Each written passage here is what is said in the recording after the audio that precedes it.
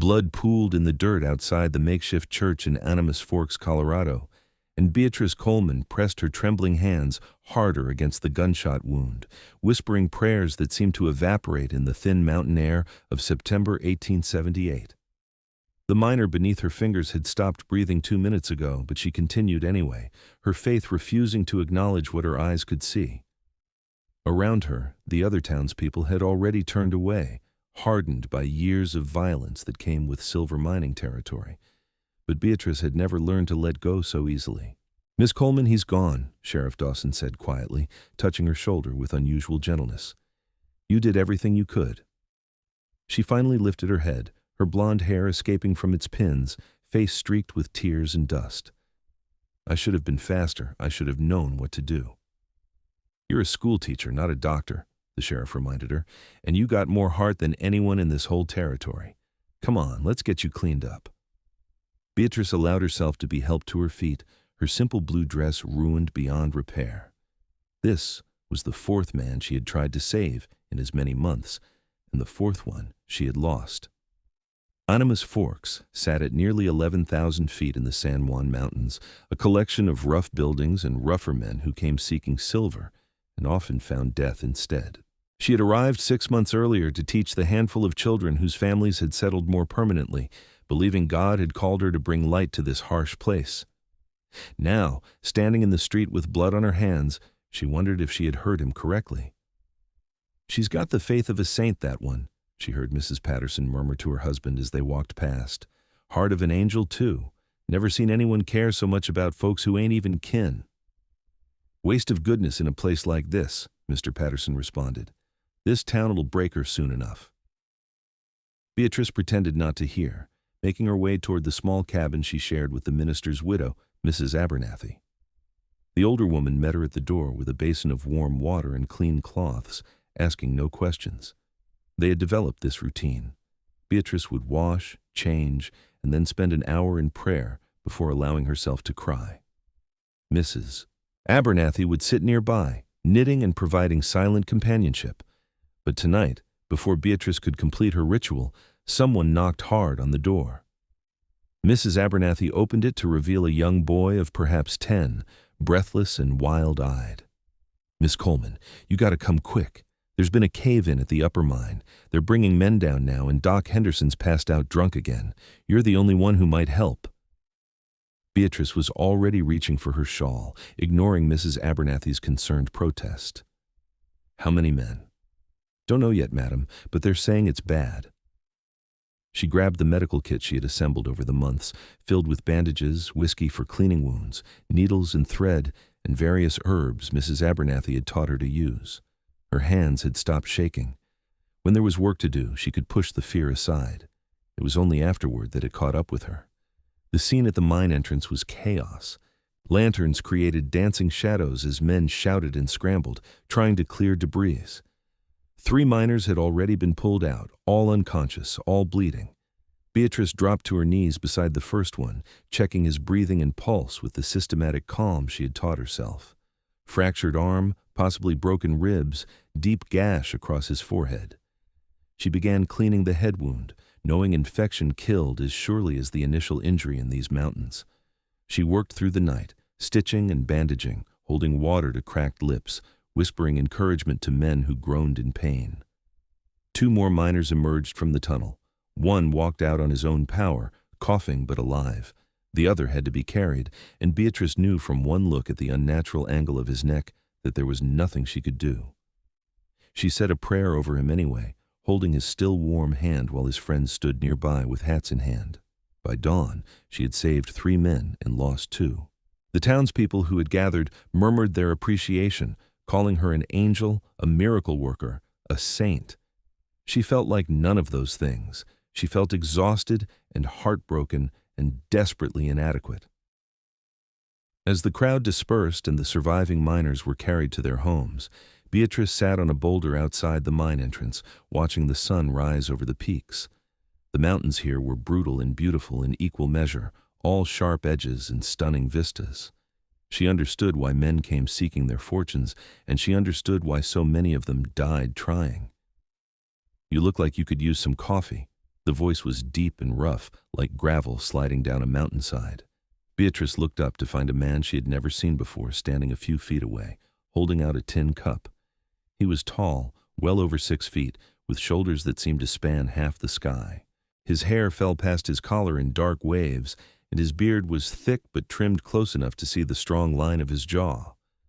Muscles strained against his buckskin shirt, and his hands were scarred and calloused.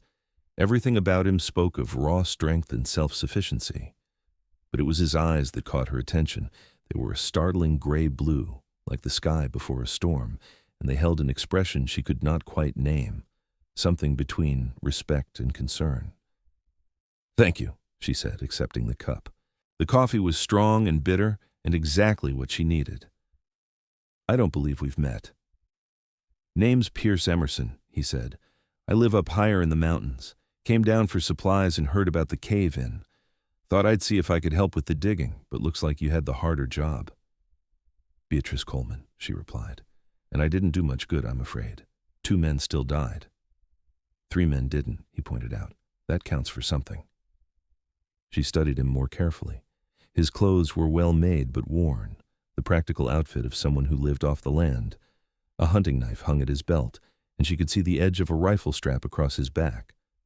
A mountain man, then. She had heard of them, but never met one. They were supposed to be half wild, more comfortable with animals than people, choosing isolation over civilization.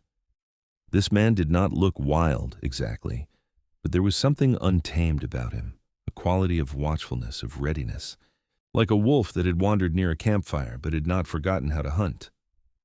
"You live alone up there?" she found herself asking. "Mostly. Got a cabin about 8 miles north, higher up. I come down to town maybe once a month, sell furs, buy what I need, then head back." He paused. "Peaceful compared to all this. Don't you get lonely?" The question seemed to surprise him. He considered it for a moment before answering. "Sometimes. But lonely's better than dead, and these mining towns have a way of getting folks killed. No offense." "None taken. You're not wrong." She took another sip of coffee. "Though some of us believe we're called to be here anyway, to help where we can." "The schoolteacher everyone's talking about," Pierce said, and it was not quite a question. "The one with the faith of a saint and the heart of an angel?" Beatrice felt heat rise to her cheeks. "I'm just doing what anyone would do." "No," he said firmly. "You're doing what almost no one would do. Most folks would have walked away after the first time, or the second. You keep coming back." There was admiration in his voice, but also something that sounded like worry. Before she could respond, Sheriff Dawson approached, needing her to provide details about the injured men's conditions.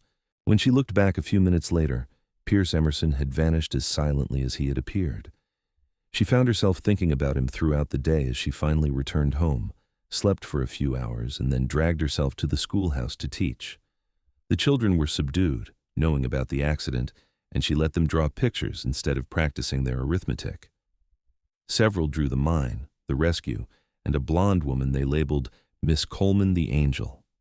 She corrected them gently, explaining that she was just a person, no different from anyone else, but 8-year-old Timothy Wilson shook his head solemnly. "My pa says you're special, Miss Coleman. Says you got a light inside you that this town needs." She did not know how to respond to that, so she simply hugged him and moved on to check the next student's work. 3 days later, she was in the general store, purchasing chalk and writing paper, when Pierce Emerson walked in. He nodded to her politely, then proceeded to select supplies with the efficiency of someone who knew exactly what he needed and wasted no time acquiring it. Coffee, flour, salt, bullets, tobacco. He paid with coins and furs, negotiating briefly with the storekeeper over the value of a beaver pelt.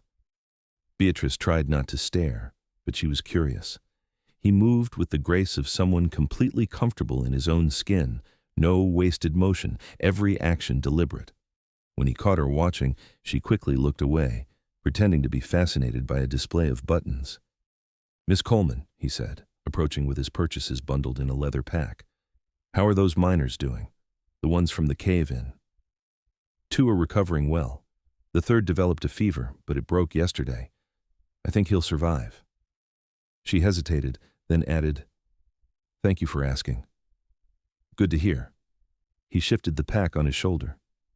Listen, I'm heading back up the mountain, but I wanted to say something first. What you're doing here, it matters. Don't let anyone tell you different. Even though 2 men died? Especially because 2 men died. Someone should care about that. Someone should try to stop it from happening again. His gray-blue eyes held hers. Most people in places like this, they get hard. They stop feeling. You haven't, and that's worth more than all the silver in these mountains. Beatrice felt something shift in her chest, a sensation like ice cracking.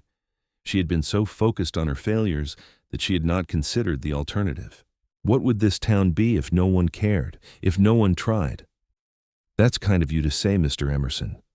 Pierce, he corrected, and it's not kindness, it's truth. He tipped his hat to her. Take care of yourself, Miss Coleman. This town needs you alive and whole. He left before she could respond, and she stood there among the buttons and bolts of fabric, feeling strangely bereft. There had been something in his voice, in his eyes, that suggested he was not just speaking as a concerned citizen. But that was absurd. They had met once, briefly. He could not possibly have any personal interest in her well-being. Could he? The thought occupied her mind more than it should have over the following weeks. She threw herself into her work, teaching during the day and tending to the sick and injured in the evening. A child developed whooping cough, and she sat up 3 nights in a row helping the mother care for her.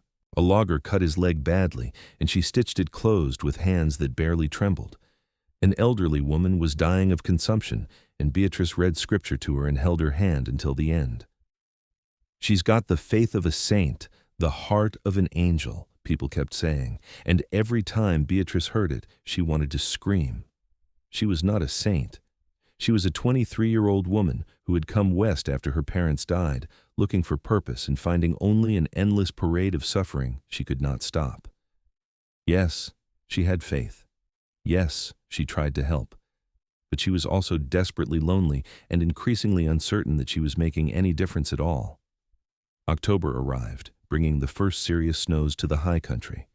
The temperature dropped, and the miners worked in shifts to stockpile ore before winter made the roads impassable.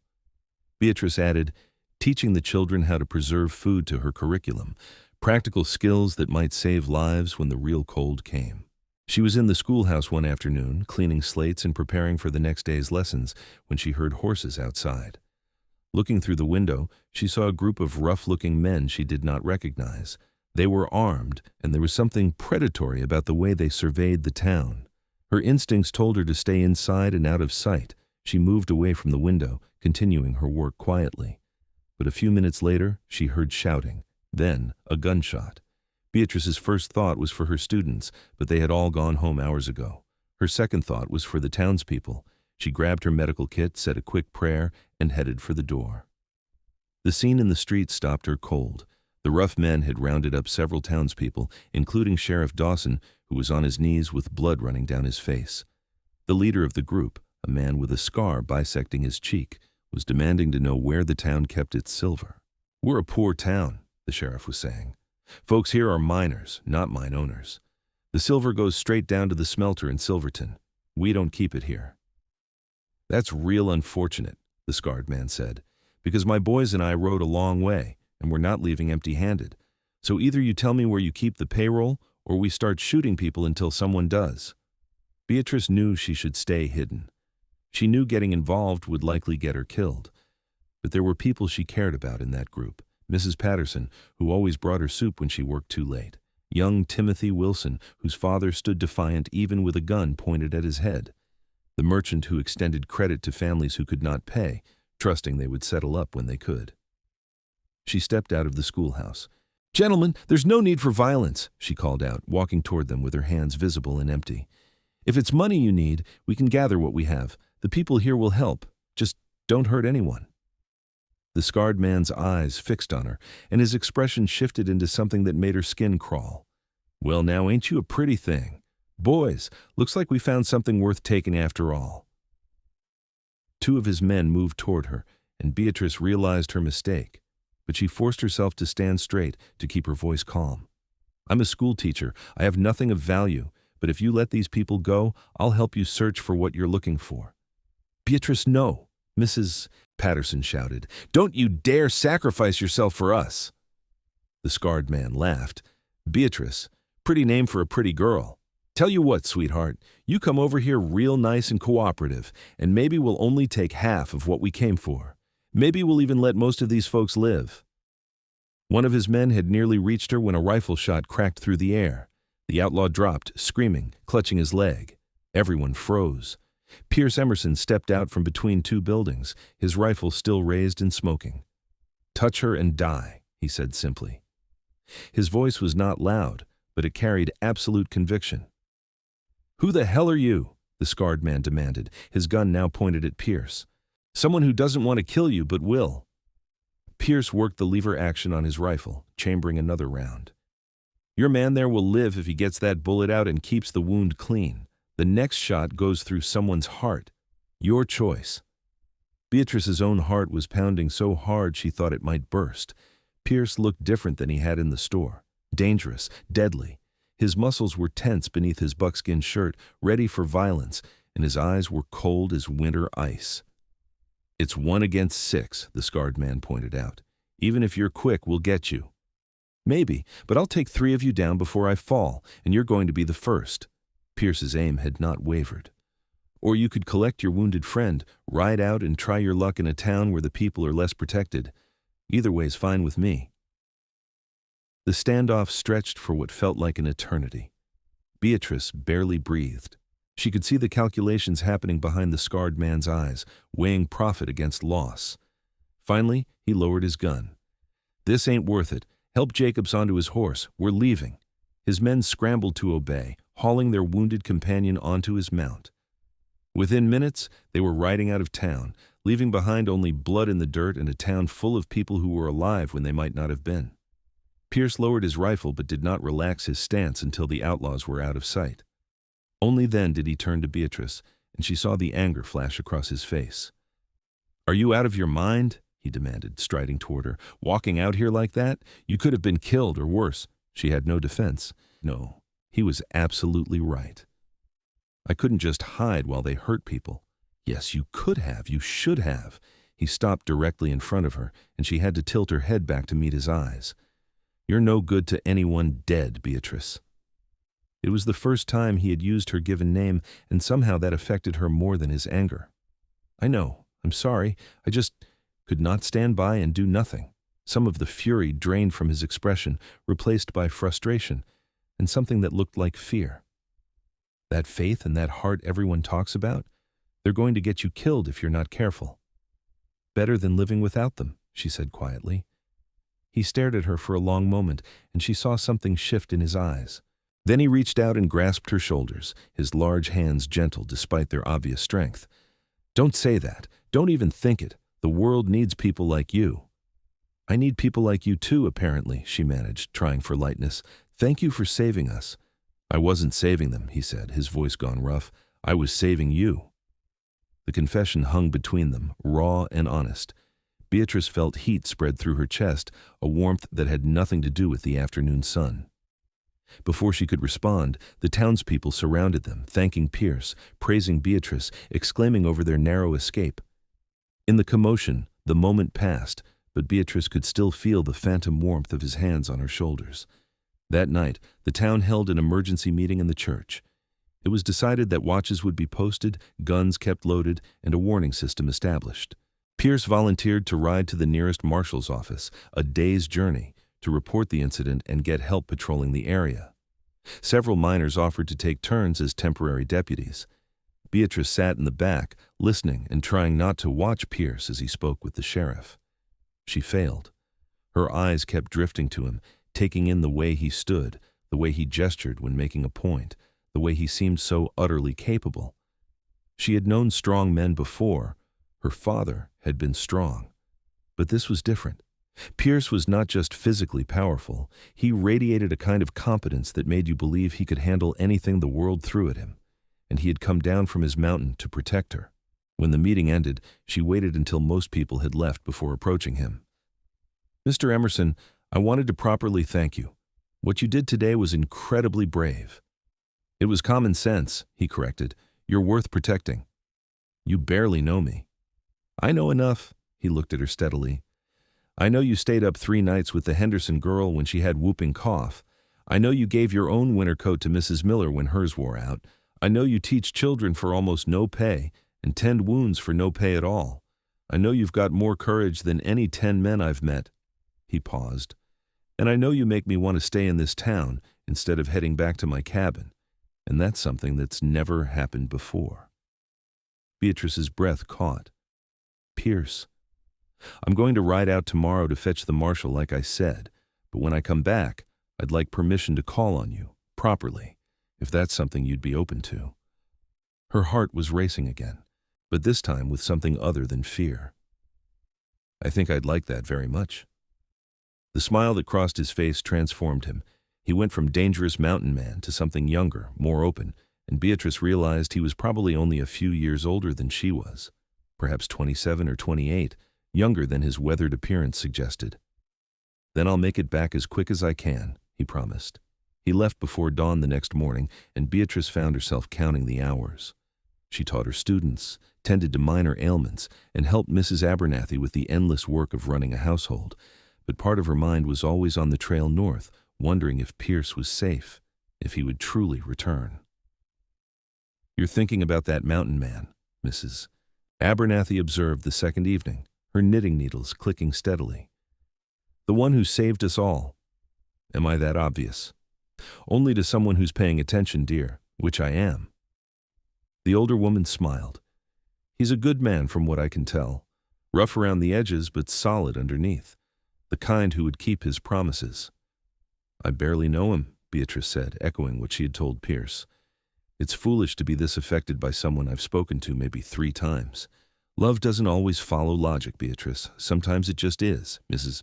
Abernathy set down her knitting and looked at her seriously. "Your faith tells you to trust in God's plan. Maybe this man is part of that plan. Maybe God sent him down from that mountain to protect you, to love you. You think too romantically. I think practically. You've been here 6 months, working yourself to exhaustion, pouring your heart into people who may or may not appreciate it. You deserve someone who sees that, who values it, who wants to protect you as much as you want to protect everyone else." Mrs. Abernathy picked up her knitting again. "That mountain man looks at you like you're made of something precious. Don't dismiss that out of hand." Beatrice thought about those words long into the night, lying in her narrow bed and listening to the wind howl outside. She had never imagined falling in love in a place like this. In truth, she had not imagined falling in love at all. After her parents died of fever in Ohio 2 years ago, she had felt called to service, to teaching, to helping. Romance had seemed like an indulgence for people with easier lives, but Pierce had looked at her like she mattered, like her life was worth defending, like she was not just a convenient angel who bandaged wounds and taught children, but a woman, a person with value beyond her usefulness. She wanted to see him again with an intensity that frightened her. He returned on the 4th day, accompanied by a deputy marshal who promised to investigate the outlaws and coordinate with nearby towns for increased patrols. Pierce's clothes were dusty from hard riding, his face shadowed with exhaustion, but when he saw Beatrice standing on the porch of the schoolhouse, his expression brightened. "You're back," she said, hating how breathless she sounded. "Told you I would be." He dismounted, tying his horse to the rail. "Got the marshal's office involved. They'll send regular patrols through the area now. Should be safer." "That's good, thank you." They stood there awkwardly for a moment, and Beatrice was suddenly aware of the dozen or so townspeople who were watching them with obvious interest. Pierce seemed to notice too, because he cleared his throat and said, "I should get these supplies stored and my horse settled, but I was hoping, if you're not too busy this evening, you might let me buy you dinner at the boarding house." "I'd like that," she said, "very much." The boarding house served dinner at 6, and Beatrice spent an embarrassing amount of time choosing what to wear. She settled on her Sunday dress, a simple but well-made garment in deep green that brought out the color of her eyes. Mrs. Abernathy helped her pin her hair up properly, securing the blonde waves into something resembling elegance. "You look beautiful," the older woman assured her. "Now go, have a lovely evening, and don't rush back on my account." Pierce was waiting outside the boarding house, and Beatrice's heart skipped when she saw him. He had cleaned up, his hair still damp from washing, his beard trimmed neater. He wore dark trousers and a clean shirt that stretched across his broad shoulders, and he looked at her with such open appreciation that she felt heat rise to her cheeks. "You look beautiful," he said simply. "Thank you. You look very handsome yourself." He offered his arm, and she took it, feeling the solid muscle beneath the fabric. They went inside, where Mrs. Kowalski, the proprietor, showed them to a small table near the window. The meal was simple but good, venison stew and fresh bread, and they talked as they ate. Beatrice learned that Pierce had come west 5 years ago from Pennsylvania, where his family had a small farm. He had wanted adventure and found it in the mountains, learning to trap and hunt and survive in conditions that killed lesser men. He spoke of his cabin with obvious affection, describing the view of the peaks, the stream where he fished, the sense of peace that came from being so far from civilization. "Don't you miss people?" Beatrice asked. "Conversation? Companionship?" "Sometimes," he admitted. "But most folks aren't easy to be around for long. They want things from you, or they're hiding who they really are, or they just don't understand what it's like to need solitude." He paused. "But then I met you, and I realized there are exceptions. Some people are worth coming down from the mountain for." She told him about her parents, her childhood in Ohio, her decision to head west after they died. "I felt called to do something meaningful with my life. Teaching seemed like a way to make a difference, and when I heard Animas Forks needed a school teacher, it felt like a sign." "Do you ever regret it? Coming here?" "Every time someone dies that I couldn't save," she said honestly.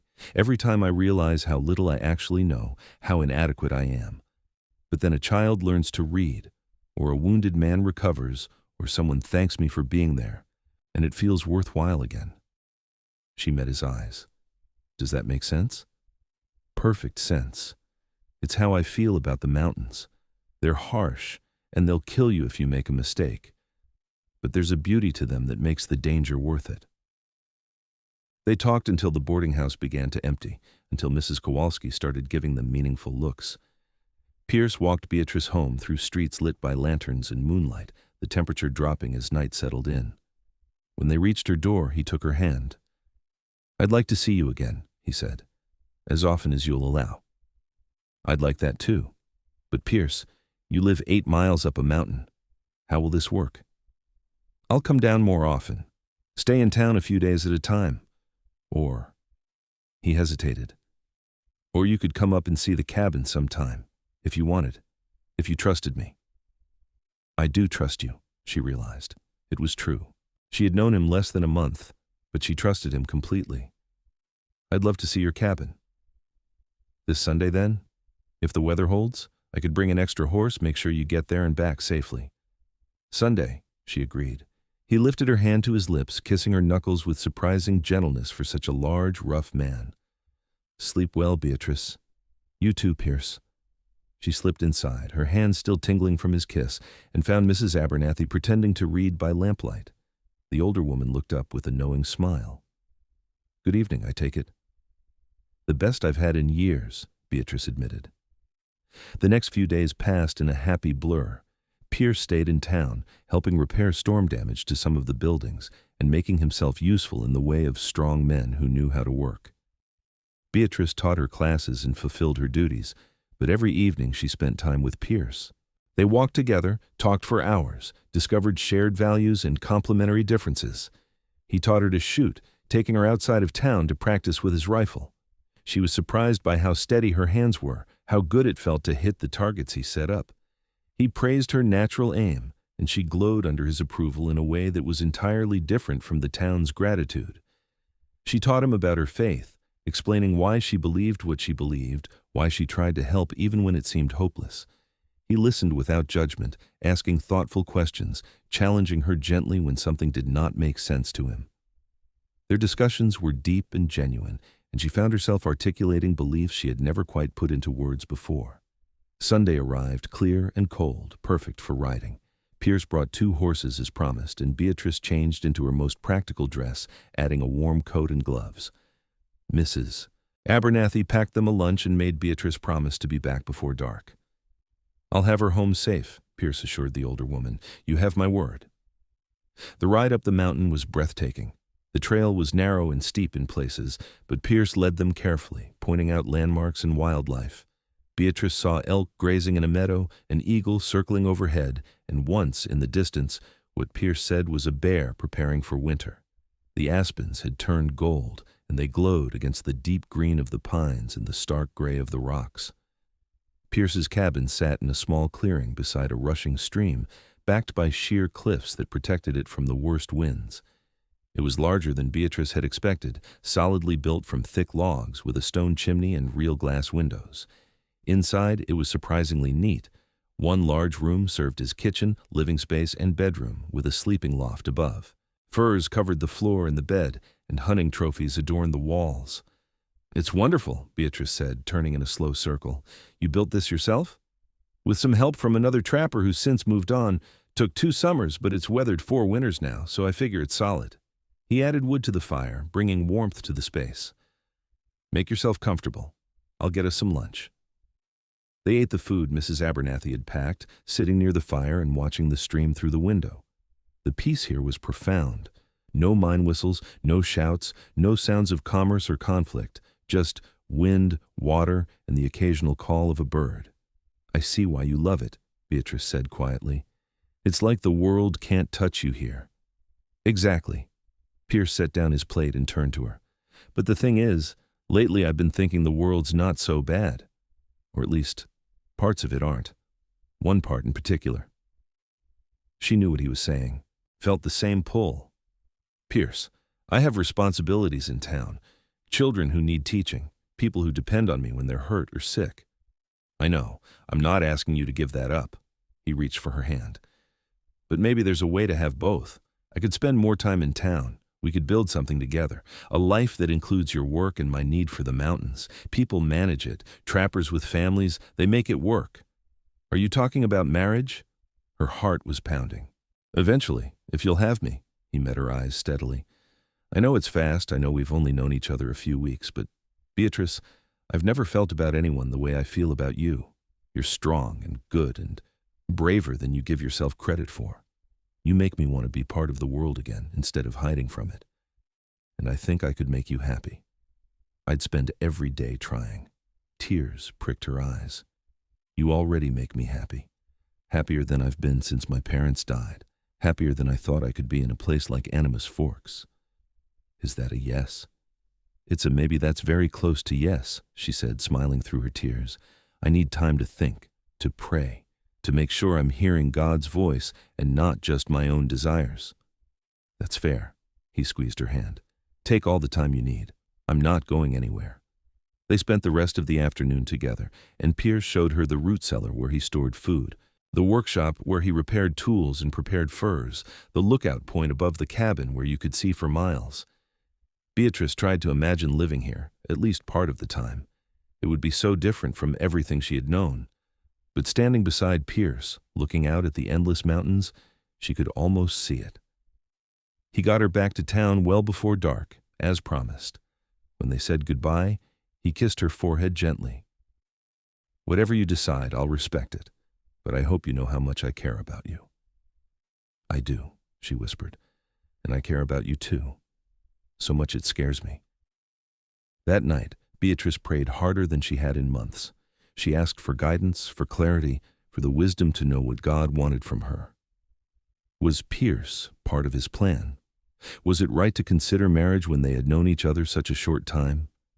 Could she balance her calling to help with her growing love for a man who lived in isolation? The answer came not in words, but in a feeling of rightness that settled over her like a warm blanket. Peace, certainty, the sense that sometimes God sent people into your life not to distract you from your purpose, but to help you fulfill it. The next morning, she found Pierce at the general store. "Can we talk?" He set down the supplies he was examining immediately. "Of course. Outside?" They walked to the edge of town where the buildings gave way to wilderness. Beatrice took a deep breath. "I've made my decision about what you asked." Pierce went very still. "And?" "Yes. If you're sure this is what you want, then yes, I'll marry you." The joy that transformed his face was worth every moment of uncertainty. He picked her up, spinning her around despite her startled laughter, then set her down and kissed her. It was their first real kiss, and it was everything a first kiss should be. gentle and passionate, tentative and sure, a promise of more to come. When they finally pulled apart, both breathing hard, Pierce rested his forehead against hers. "You just made me the happiest man in the Colorado Territory." "We'll have to figure out how to make this work," she cautioned. "I can't abandon the school, and you'll go mad if you're in town all the time." "We'll figure it out," he promised. "Together. That's what marriage is, right? Figuring things out together." They were married 3 weeks later in the small church, with most of the town in attendance. Beatrice wore a dress borrowed from Mrs. Abernathy's younger days, white lace with tiny pearl buttons, and Pierce wore his best clothes and looked uncomfortable but happy. The minister spoke about faith and love, about God's plan bringing people together, and Beatrice felt the truth of it in her bones. When Pierce said, "I do," in that deep, rough voice, promising to love and cherish her for all his days, she believed him completely, and when she made the same promises, she meant every word. The town threw them a celebration, complete with music and dancing and more food than seemed possible. People gave them gifts, practical things like blankets and dishes, and offered advice on marriage that ranged from sweet to ridiculous. Pierce endured it all with good humor, but Beatrice could see the relief on his face when they were finally able to slip away. They spent their wedding night at the cabin on the mountain, having ridden up that afternoon. Pierce had prepared it carefully, hanging wildflowers and making sure everything was perfect. He was gentle with her, mindful of her inexperience, and when they came together as husband and wife for the first time, Beatrice felt cherished and safe and loved. Afterward, lying in his arms with furs pulled over them and firelight dancing on the walls, she traced the scars on his chest. "Tell me where you got these." "That one's from a fight with a mountain lion 3 years back. That one's from falling on rocks while hunting. That one's from a knife fight with a drunk trapper who thought I'd cheated him at cards." He caught her hand, kissing her palm. "I've lived a rough life, Beatrice. I want you to know what you've married into." "I know exactly what I've married into," she said. "A good man who's survived hard things. A strong man who's gentle with me. A mountain man who came down from his mountain because he cared about a schoolteacher." She kissed him. "I have no regrets, Pierce Emerson." "Neither do I, Beatrice Emerson." They worked out a rhythm over the following months. Pierce would spend 3 weeks out of 4 at the cabin, trapping and hunting, building up supplies. Beatrice would stay in town, teaching and tending to the injured, living with Mrs. Abernathy, who had become like family. But that 4th week, Pierce would come down, and they would be together. Sometimes Beatrice would ride up to the cabin for a few days, especially when school was not in session. Sometimes they would simply be in town, living in a room Pierce rented above the general store. It was not a conventional marriage, but it worked for them. Pierce brought her furs to sell, and they saved the money. Beatrice continued her teaching, and the town paid her a small salary. Between them, they were building something stable. Winter came hard that year, with snows that buried the town and made travel nearly impossible. Pierce was trapped at the cabin for 6 weeks straight, and Beatrice worried constantly despite knowing he was more than capable of caring for himself. When he finally made it down in late January, he was lean and hungry for her company, and they barely left their room for 2 days. "I can't do this anymore," he said on the 3rd morning, holding her close. 6 weeks without you nearly drove me mad. We need a better solution." "What are you suggesting?" "I'm suggesting we build a cabin closer to town, still in the mountains, still private but close enough that I can get to you even in bad weather, close enough that you can get to your students when you need to." He pulled back to look at her. "I know you love helping people, Beatrice. I'd never ask you to stop, but I need you too. I need to know you're safe, that I can reach you if something happens." "And you'd give up your cabin? The one you built yourself?" "I'd keep it as a hunting camp, use it during trapping season. But our home, our real home, would be closer. We could even offer space to travelers, make a little extra money. You could tend to people who need help without running all over town at all hours." He cupped her face. "I want to build a life with you, Beatrice. A real life. Not just stolen moments between my trips and your duties." She thought about it, prayed about it, and realized he was right. This half-marriage was not sustainable. They needed something more permanent, more together. "All right, let's do it. Let's build a new cabin." They found land 2 miles outside of Animas Forks, up a gentle slope with a view of the peaks. It was still close enough to town for Beatrice to ride in daily for teaching, but far enough to provide the peace Pierce needed. All through the spring and summer of 1879, they worked on building. Pierce did most of the heavy construction, but Beatrice helped where she could, and several townspeople volunteered time as well, grateful for all she had done for them. The cabin that emerged was larger than Pierce's old place, with 2 rooms plus a loft. One room was for living, cooking, and receiving guests. The other was for sleeping and privacy. Pierce built it strong, with thick walls and a good roof, able to withstand the mountain winters. Beatrice planted a garden and flowers, bringing color and life to the clearing. They moved in August, and Beatrice cried when Pierce carried her over the threshold. It was the first real home she had had since her parents died, and it was all the sweeter for having built it with the man she loved. That fall, Beatrice discovered she was pregnant. The realization came gradually, with missed monthly courses and morning sickness that had nothing to do with bad food. When she was certain, she told Pierce one evening as they sat by the fire. He stared at her for a long moment, then let out a whoop of joy that probably scared every animal within a mile. He picked her up carefully, as if she were made of glass, and spun her gently. "We're going to have a baby? Truly?" "Truly. Sometime next spring, I think. This is the best news I've ever had in my life. Well, second best. You agreeing to marry me is still first." He set her down and immediately looked worried. "Are you all right? Is there anything you need? Should you still be teaching? Should you be doing less?" She laughed at his sudden concern. "I'm fine. Women have babies all the time, Pierce. I'll keep teaching until it becomes impractical, and then I'll rest. Mrs. Abernathy has already offered to help, and several of the mothers in town have volunteered their advice." "I'm going to be a father," he said, wonder in his voice. "I'm going to have a child with you. You are. Are you happy about it?" Happy doesn't begin to cover it. He placed his large, calloused hand on her still flat stomach.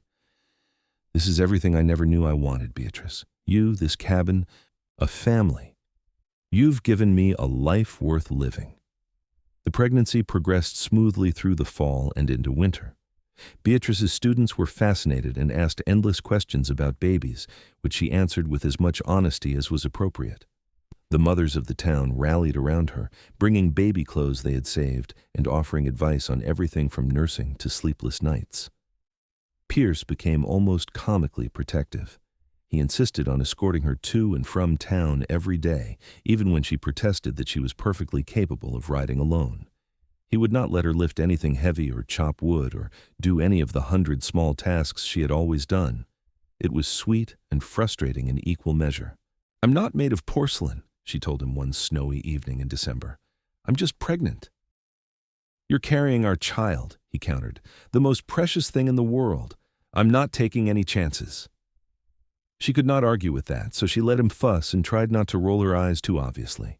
Christmas came, their first as a married couple expecting a child. They attended services at the church, where the minister spoke about the miracle of birth and new life. Beatrice felt the baby move for the first time that day, a flutter like butterfly wings, and she grabbed Pierce's hand and placed it on her stomach. When he felt it too, his eyes went wide with wonder.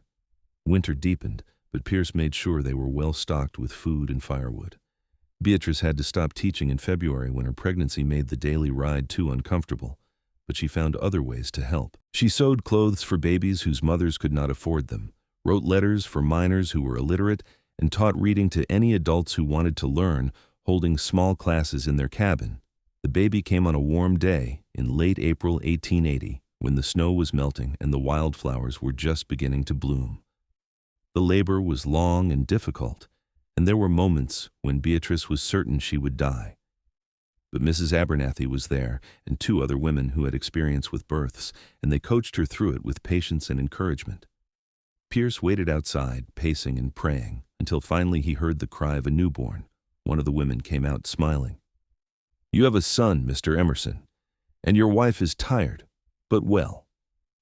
He rushed inside to find Beatrice propped up in bed, exhausted and sweaty and more beautiful than he had ever seen her, holding a tiny bundle wrapped in blankets. She looked up when he entered, her eyes shining with tears and joy. "Come meet your son," she said softly. Pierce approached slowly, almost reverently. When he looked down at the baby's face, red and wrinkled and perfect, He felt something in his chest crack open. This was his child, his son. Part of him and part of Beatrice, a whole new person who had not existed before. "He's perfect," Pierce whispered. "What should we name him?" They had discussed names but had not decided. Now, looking at her husband and son, Beatrice knew. "Thomas, after my father, Thomas Emerson." "Thomas," Pierce repeated, trying it out. "I like it." He carefully took the baby from Beatrice, cradling him with surprising gentleness for such large hands. "Hello, Thomas. I'm your father, and I promise I'm going to do my best by you." The baby made a small noise, and Pierce looked so simultaneously terrified and delighted that Beatrice had to laugh. "You're going to be a wonderful father." "I hope so." He sat beside her on the bed, both of them looking at their son. "Thank you, Beatrice, for this, for him, for everything." "Thank me? You're the one who came down from your mountain and saved us all. You're the one who built us this home and loves me so well." She leaned her head on his shoulder. "We're partners in this, Pierce. Equal partners." The first few months of Thomas's life were exhausting and wonderful. He was a healthy baby, loud and hungry and growing fast. Beatrice nursed him and rocked him and sang lullabies her mother had sung to her. Pierce changed diapers without complaint and walked the floor with Thomas when he would not sleep, and looked at his son with such obvious love that it made Beatrice's heart ache. She returned to teaching that fall, bringing Thomas with her to the schoolhouse. The older girls took turns helping care for him, learning skills they would need for their own children someday. Thomas would sleep in a basket while Beatrice taught, and nurse when he needed to, and the arrangement worked better than she had hoped. Life settled into a new rhythm. Pierce still went on hunting trips, but shorter ones now, never more than a few days. He could not bear to be away from Thomas and Beatrice for long. They worked together to run their household, to raise their son, to help their community. Beatrice continued tending the sick and injured, though she was more careful now, more aware of her own limits. Pierce became something of a town protector, his reputation and his rifle discouraging troublemakers. "She's got the faith of a saint, the heart of an angel," people still said. But now they added, "and a husband who'd move mountains for her." Pierce would just nod when he heard it, his arm around Beatrice, and say, "She's mine, and I'm the luckiest man alive." Thomas grew into a sturdy toddler, fearless and curious. He loved the mountains, loved the animals, loved exploring with his father. Pierce taught him to track animals, to identify plants, to respect the wilderness. Beatrice taught him his letters and numbers, read him stories, and instilled in him the values of faith and kindness. In the spring of 1882, Beatrice discovered she was pregnant again. This time the pregnancy was easier, perhaps because she knew what to expect. Thomas was fascinated by his mother's growing belly, and Pierce was just as protective as he had been the first time. Their daughter arrived in December during a snowstorm that trapped them in the cabin for days. The birth was quicker than Thomas's had been, and when Beatrice held her daughter for the first time, she felt complete in a way she never had before. "Catherine," she said, naming her after Pierce's mother, "Catherine Emerson." Pierce held his daughter with tears streaming down his face, completely unashamed. "She's perfect, just like her mother." Catherine was quieter than Thomas had been, more observant. She would watch everything with wide eyes, taking it all in. As she grew, it became clear she had inherited Beatrice's gentle nature and Pierce's stubbornness, a combination that was both endearing and challenging. The years passed in a blur of teaching and trapping, planting and harvesting, watching their children grow. Thomas became a skilled hunter and tracker, tall and strong like his father. Catherine showed a gift for healing, helping her mother tend to the sick with a natural gentleness. Both children were bright and kind, raised with faith and practical skills. Animas Forks began to decline as the silver veins played out. Some families moved away, seeking opportunities elsewhere. But Beatrice and Pierce stayed, their roots too deep to pull up easily. The town needed them. The remaining families needed a teacher, a healer, a protector. And the mountains needed a man who understood them, who could guide hunters and trappers safely through the wilderness. In 1885, when Thomas was 5 and Catherine 3, a fever swept through the town. Beatrice worked tirelessly to care for the sick, using every remedy she knew. Pierce helped however he could, fetching water and supplies, sitting with patience when Beatrice needed to rest. They lost 2 people, an elderly man and a young woman with a weak heart, but saved a dozen others. After it was over, Beatrice collapsed into bed, exhausted beyond measure. Pierce held her, stroking her hair. "You saved them," he said quietly. "Again, you always save them. Not all of them. I couldn't save everyone. No one could save everyone, Beatrice. But you saved who you could, and that's more than most people would even try." He kissed her forehead. "You still have the faith of a saint and the heart of an angel, and you're still mine. That's all that matters." She smiled against his chest. "And you're still my mountain man who came down from his cabin to save a foolish schoolteacher who walked into danger. Best decision I ever made." More years passed. The children grew. Thomas married at 22, a kind young woman named Sarah who had come to town to be a seamstress. Catherine became a nurse, training under a doctor in Silverton before returning to Animas Forks to work alongside her mother. Both children built homes near their parents, creating a small family compound in the mountains. Beatrice and Pierce grew older together, their hair turning gray, their faces weathering like the mountains they loved. But their love never diminished. If anything, it deepened, becoming richer and more complex with each passing year. On their 20th wedding anniversary in 1899, they rode up to Pierce's old cabin, which still stood solid and empty. They had not been there in years, but it was still theirs, still maintained for occasional use. They spent the night there, wrapped in furs like that first night, and talked about everything they had built together. "Do you ever regret it?" Pierce asked. "Marrying a rough mountain man instead of someone more respectable? Someone who could have given you an easier life?" "Never, not once." Beatrice touched his weathered face. "You gave me exactly the life I needed. Adventure and purpose, love and family, faith and fulfillment. You came down from your mountain for me, Pierce. You changed your whole life to be with me." "And you came up to the mountain to be with me," he countered. "You adapted to this hard place, raised our children in the wilderness, never lost your faith even when things were difficult." He kissed her, slow and sweet. "I love you more now than I did 20 years ago, and I loved you pretty desperately even then. I love you too. Always have, always will." They made love in the old cabin, their bodies familiar and beloved to each other despite the changes time had brought. Afterward, Beatrice lay in Pierce's arms and felt perfectly content. This was where she was meant to be. This was the life God had planned for her all along. Thomas and Sarah gave them 3 grandchildren, sturdy boys who loved hunting with their grandfather.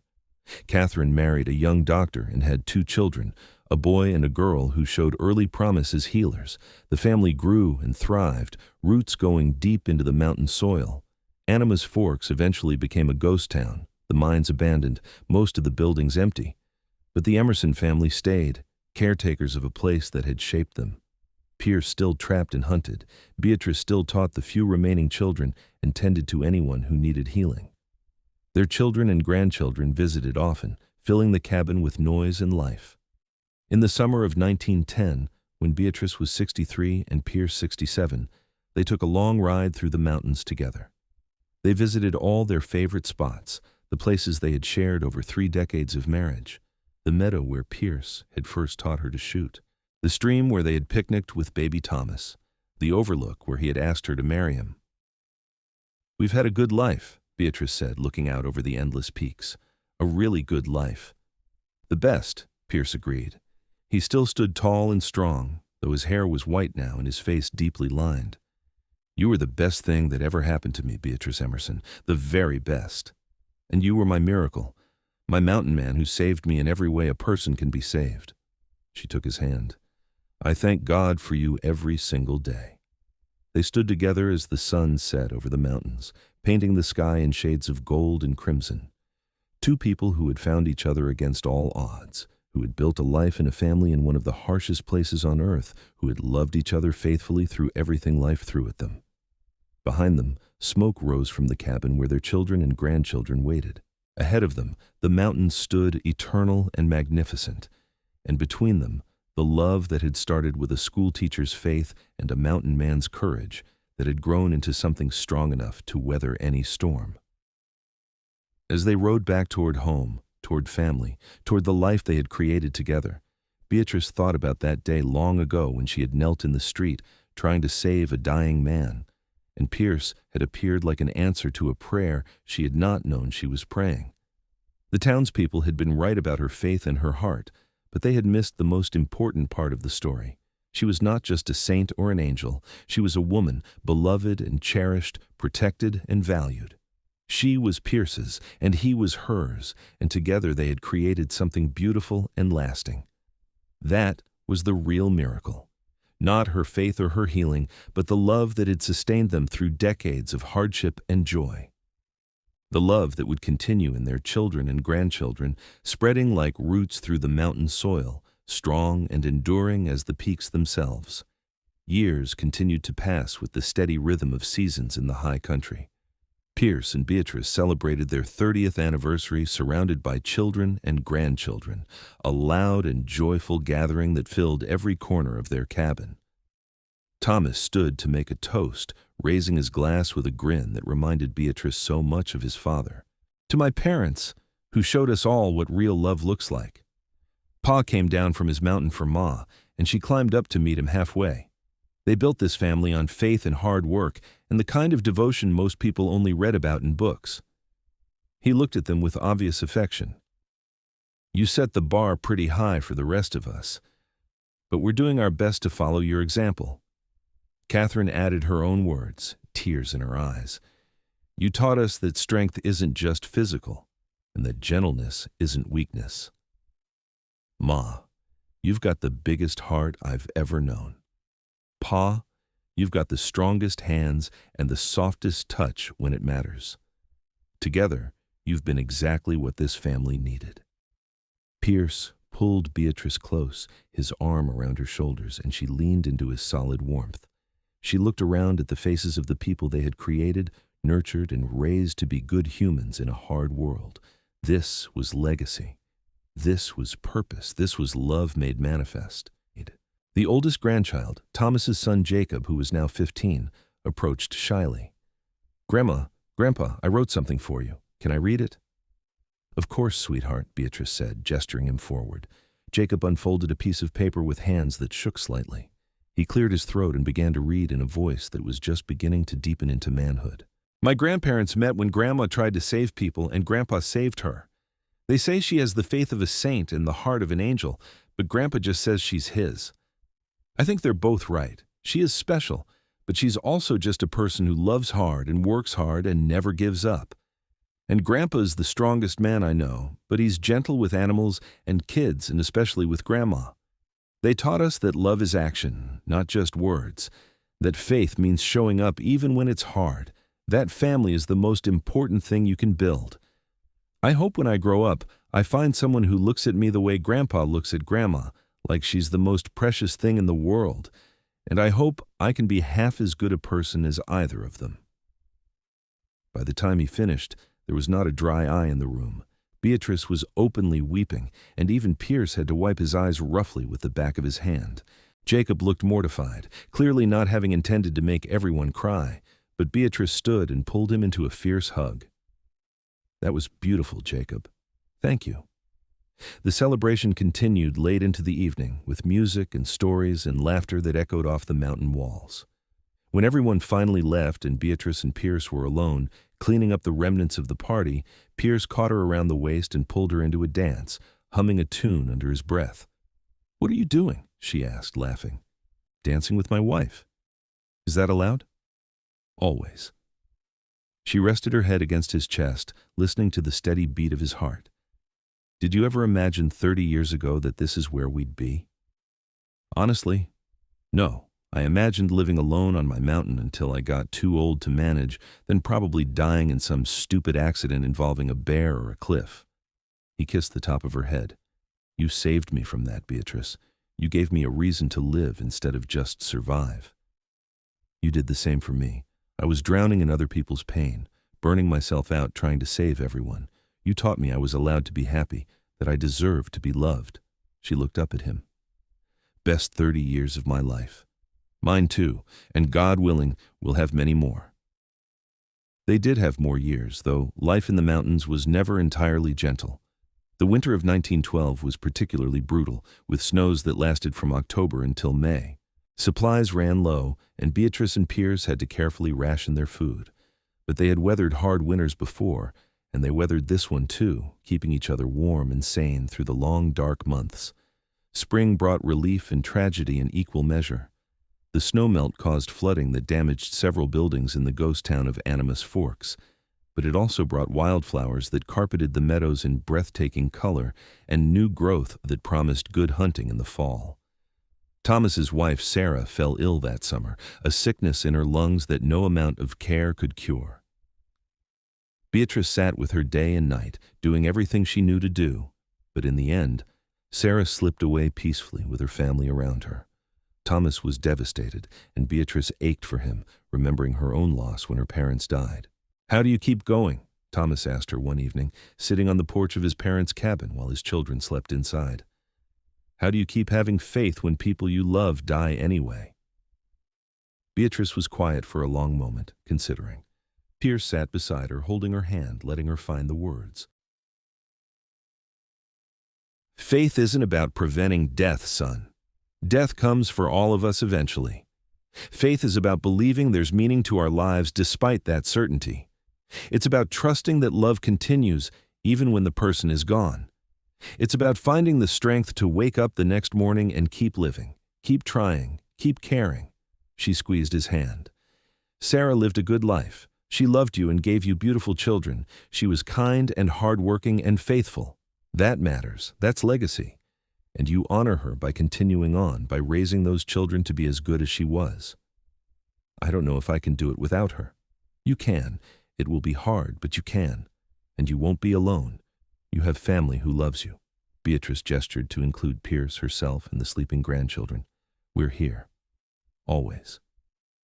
Thomas nodded slowly, tears running down his weathered face. "Thank you, Ma, for everything." Pierce spoke up, his voice gentle. "Your mother's right. Son, life is hard.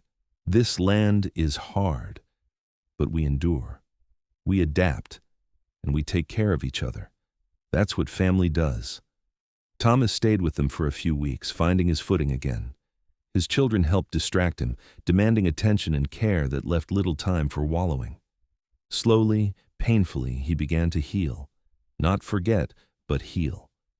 And Beatrice watched with a mother's pride as he found strength she had not known he possessed. Catherine's family thrived, her husband's medical practice serving the scattered communities throughout the San Juan Mountains. Her children, now teenagers, showed promise in different ways. Young Pierce, named for his grandfather, wanted to be a doctor like his father.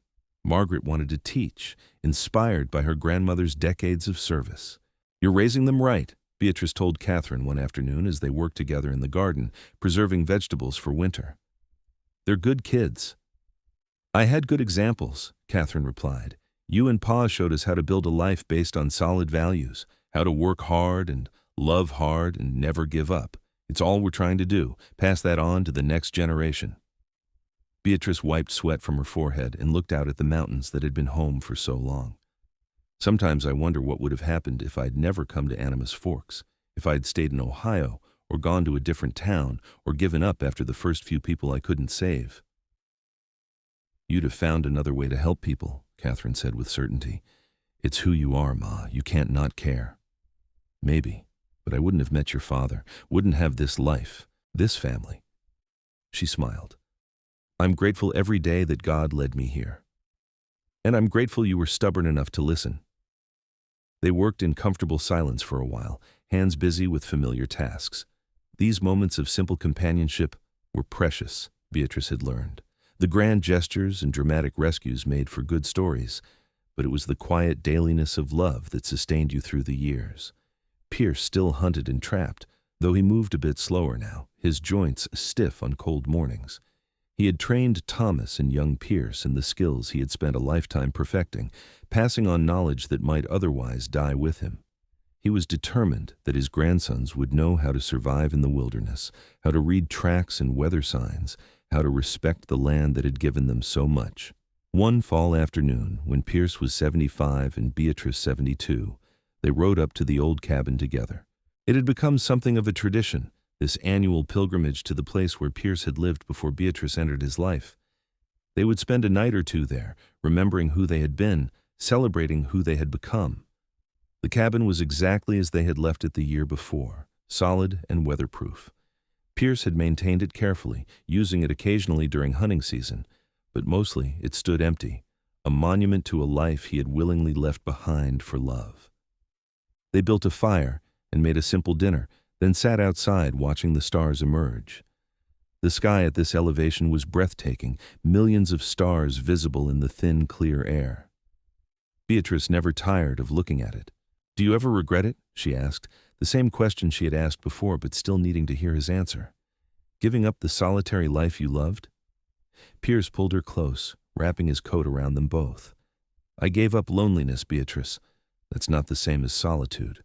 And what I got in return, what you gave me, is worth more than all the peaceful solitude in the world." He kissed her temple. "I got you. I got children and grandchildren. I got a family and a purpose beyond just existing. How could I possibly regret that?" "I hope our grandchildren find this kind of love," Beatrice said softly. "The kind that lasts and grows and doesn't fade even when bodies get old and worn. If they pay attention to what we've shown them, they will. We've taught them what matters: faith, family, hard work, devotion. The rest is up to them and God." They slept that night in the old cabin, wrapped in furs in each other's arms, and Beatrice dreamed of the first time Pierce had brought her here. How nervous she had been, how uncertain of the future, how he had promised they would figure it out together, and they had. Through decades of challenges and changes, they had kept that promise. The seasons continued their endless cycle. Winters came and went, each one seeming a bit harder than the last. Springs brought renewal and hope. Summers were brief and glorious, the meadows exploding with wildflowers. Autumns painted the mountains in gold and crimson, preparing everything for the dormancy to come. Beatrice's hair went completely white, but her eyes remained bright and alert. Her hands developed arthritis that made fine needlework difficult, but she could still set a bone and stitch a wound when needed. She moved slower, tired more easily, but her spirit remained undimmed. Pierce's body showed the wear of a lifetime in harsh country. His knees protested climbing, his back ached on cold mornings, and his hearing was not what it had been. But his arms were still strong enough to hold his wife, his mind sharp enough to track game, and his love deep enough to fill all the empty spaces. On their 40th anniversary in 1919, the whole family gathered again. There were more of them now, great-grandchildren toddling around and getting into everything. The youngest was just 6 months old, a girl named Beatrice after her great-grandmother. When they placed the baby in old Beatrice's arms, she wept with joy. "She's perfect," Beatrice whispered, touching the soft baby cheek. "Absolutely perfect." Pierce leaned over to look, his weathered hand gentle on his wife's shoulder.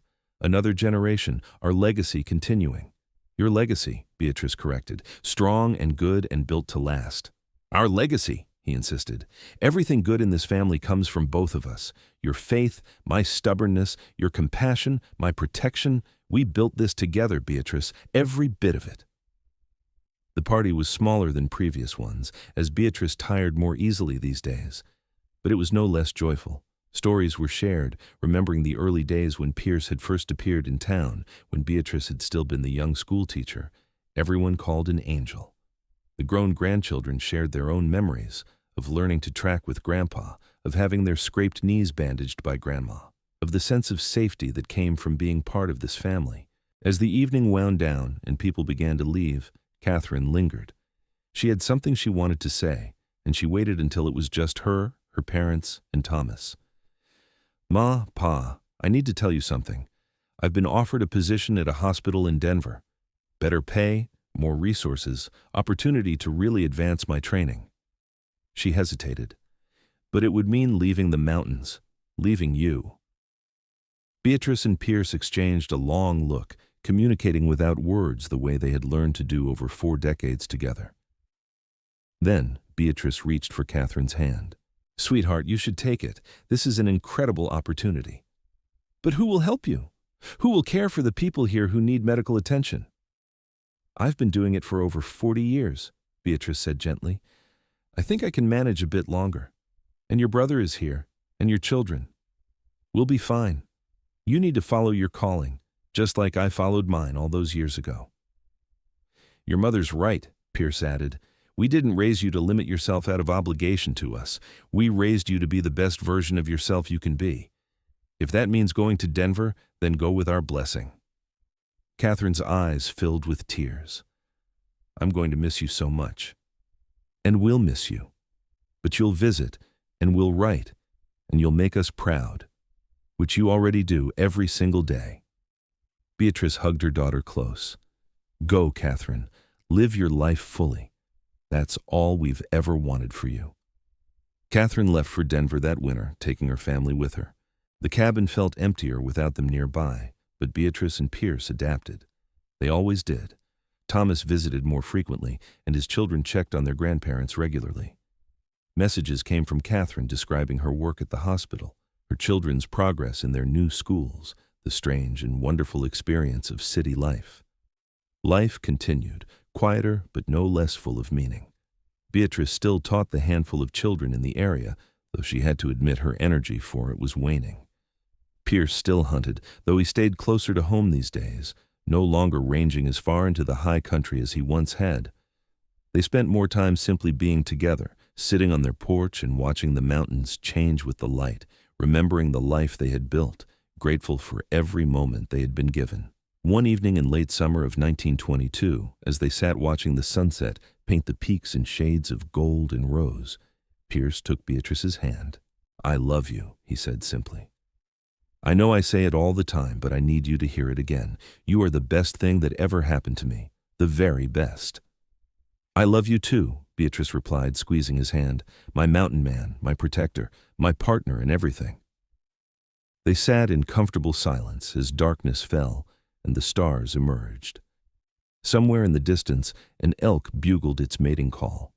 A breeze whispered through the pines, carrying the scent of coming autumn. The world continued its ancient rhythms, caring nothing for the small lives of two elderly people sitting on a porch in the Colorado mountains. But those two lives had mattered. They had made a difference. They had loved well and built something lasting. And as they sat together in the gathering darkness, hands intertwined, hearts beating in familiar rhythm, they knew they had lived exactly the life they were meant to live. The following spring, Beatrice fell ill with pneumonia. She fought it as best she could, but at 75, her body simply did not have the strength to recover. Catherine rushed back from Denver, and Thomas rarely left his mother's bedside. The grandchildren came and went, saying their goodbyes, telling her they loved her. But mostly, Pierce was there. He held her hand, bathed her forehead, whispered words of love and encouragement. When the end drew near, he climbed into the bed beside her, cradling her gently. "I'm not ready to let you go," he said, his voice breaking. "I know," Beatrice whispered, "but it's time, my love. I'm tired, and I'm ready to rest. What am I supposed to do without you?" "Live. Keep loving our family. Remember me." She touched his weathered face with trembling fingers. "You came down from your mountain for me all those years ago. You gave me the most beautiful life. Thank you, Pierce, for everything." "Thank you for seeing something worth coming down for," he replied, tears streaming down his face. "Thank you for loving me, for building this life with me, for giving me a family and a purpose and 44 years of joy." "She's got the faith of a saint, the heart of an angel," they said. Beatrice murmured, her voice growing fainter. "But you always just said I was yours. You are mine, always will be, in this life and the next. And you're mine, my strong, gentle mountain man, my protector, my love."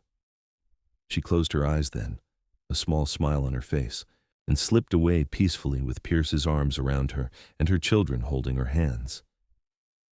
The woman who had come to Animas Forks as a young schoolteacher, who had tried to save everyone, who had faith like a saint and a heart like an angel, was gone.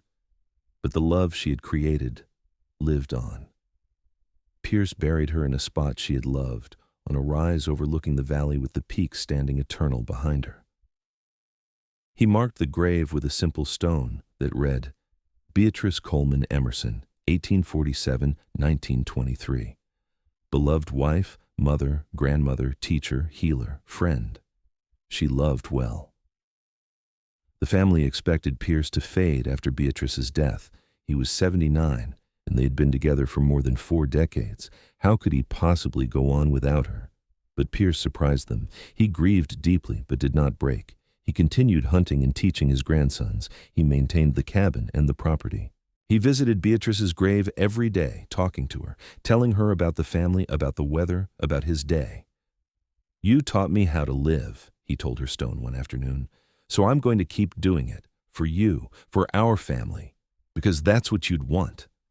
He lived another 5 years, strong and capable almost to the very end. When his heart finally gave out one cool October morning in 1928, he was 84 years old, and sitting on the porch of the cabin he and Beatrice had built together, looking at the mountains they had both loved. Thomas found him there, peaceful and still, a slight smile on his weathered face. On his lap was a small bundle of letters, the correspondence he and Beatrice had exchanged during their courtship, and the times they had been apart. He had been reading them, remembering, keeping her close. They buried him beside Beatrice, adding a matching stone. Pierce Emerson, 1844-1928, beloved husband, father, grandfather, protector, friend. He loved well.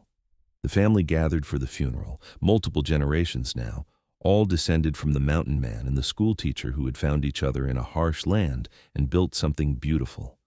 They told stories of Pierce and Beatrice, of their love and their strength, of the lessons they had taught and the legacy they had left. "They showed us what real love looks like," Thomas said, standing between his parents' graves. "Not the easy kind that fades when things get hard, but the kind that endures, that adapts, that chooses each day to stay, to work, to care. They built this family on faith and devotion, and we honor them by living the same way." The grandchildren and great-grandchildren nodded, understanding. This was their inheritance, more valuable than land or money. The knowledge that love could last, that faith mattered, that family was worth fighting for. Young Beatrice, now 5 years old and named for her great-grandmother, placed wildflowers on both graves. "Are they together now?" she asked her father. "Yes, sweetheart, they're together. They'll always be together."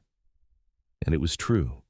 In the memories of those who had known them, in the values they had instilled, in the very stones and trees of the mountains they had called home, Pierce and Beatrice remained together. The mountain man who had come down from his cabin to save a schoolteacher, the woman with the faith of a saint and the heart of an angel who had looked at a rough, isolated man and seen someone worth loving. Their story became family legend, told and retold to each new generation, how they had met, how Pierce had protected the town, how Beatrice had said yes to his proposal, how they had built a life in one of the harshest, most beautiful places on earth, how they had loved each other faithfully until death parted them, and perhaps not even then. The cabin stood for decades more, maintained by their descendants as a monument to what two people could create when they chose love over loneliness, partnership over isolation, faith over fear. And on quiet evenings, when the wind whispered through the pines and the peaks glowed gold in the setting sun, people said you could almost feel their presence.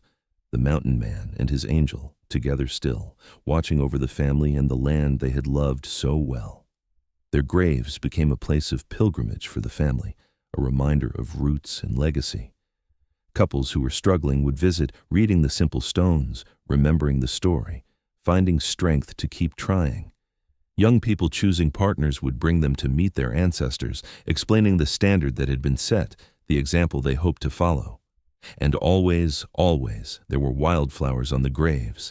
In spring, summer, and fall, family members would leave fresh bouquets. In winter, when snow covered everything, they would brush it away and place evergreen boughs, keeping the graves marked and tended. The love story of Pierce and Beatrice Emerson became more than just history. It became hope. Proof that even in hard places, even against long odds, love could flourish. That a mountain man and a schoolteacher, two people who should never have met, could build something lasting and beautiful. And decades later, when the youngest members of the family asked about their great-great-grandparents, the story would be told once more. About the woman they called an angel and the man who simply called her his. About faith and courage, protection and devotion, and a love that even death could not diminish. That was the real legacy. Not the cabin or the land, precious as those were, but the knowledge that love, real love, was worth everything. Worth coming down from a mountain for. Worth building a life around. Worth remembering and honoring and trying to recreate in each new generation. The mountains stood eternal, the peaks unchanged by human drama. But the people who had lived among them, who had loved and worked and raised families in their shadow, they had mattered. They had made their mark not in stone, but in hearts, in values passed down, in love that continued long after the lovers themselves had gone. And that, in the end, was everything.